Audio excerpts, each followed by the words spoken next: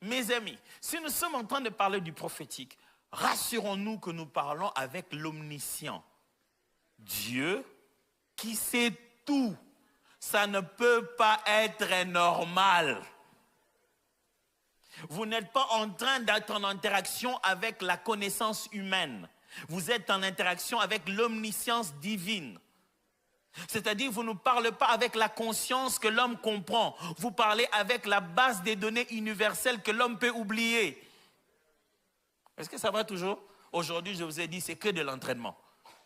Que de l'entraînement jusqu'à ce que vous puissiez vous dire, cette histoire de prophétie, c'est beaucoup plus grave que je l'ai pensé. Oui. Il faut qu'on aille complètement dans la folie de cette affaire où on est fou ou on n'est pas fou. Il n'y a pas de juste milieu. Combien de fois il m'est pas arrivé de donner une parole prophétique à quelqu'un qui n'a pas compris, qui l'a oublié. Je dis, bah voilà, telle chose. Il me regarde, genre, je ne sais pas vraiment de quoi tu parles. Je dis, non, c'est pas grave. Je continue, je parle un jour. Quelqu'un m'a dit, mais comment tu arrives à faire ça? Moi, quand quelqu'un réagit déjà comme ça, je me dis, wow, c'est que ce n'était pas Dieu. Je dis, non. Je parle à un humain limité avec sa mémoire, pendant que celui qui m'a parlé, c'est le divin qui sait tout. Tu veux que je croie à qui? Il faut que moi, je sois rassuré de ma source.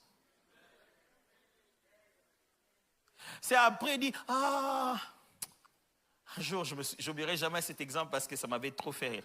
J'ai donné une parole prophétique à une dame et puis je lui ai expliqué, je lui ai parlé de quelqu'un de sa famille, j'ai cité le nom. Elle m'a dit non, je ne connais même pas cette personne. J'ai dit non, c'est pas grave. Mais écoute, voilà le message que Dieu me donne, c'est ça. Ok. Quand j'ai fini, j'ai dit Dieu, qu'est-ce que j'ai fait? Mais là, elle n'arrive pas à recevoir parce que cet élément l'embrouille. Il dit, dis-lui d'aller demander à sa mère. Je dis, quand on aura fini, va demander à ta maman et tout.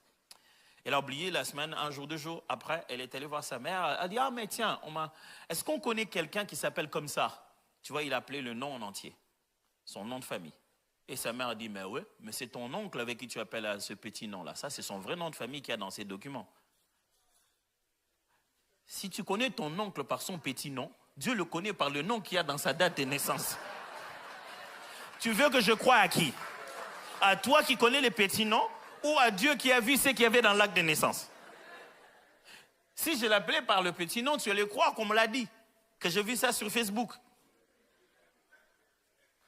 Mais à ce moment-là, pendant les 2 jours qui sont passés, je suis un faux prophète qui a raconté n'importe quoi. Vous ne pouvez pas croire à cette folie et le faire passer de manière mathématique. Ça n'ira pas. Vous ne pouvez pas faire valider ce qui est spirituel par des voies mathématiques. Ça n'ira pas. Vous ne pouvez pas avoir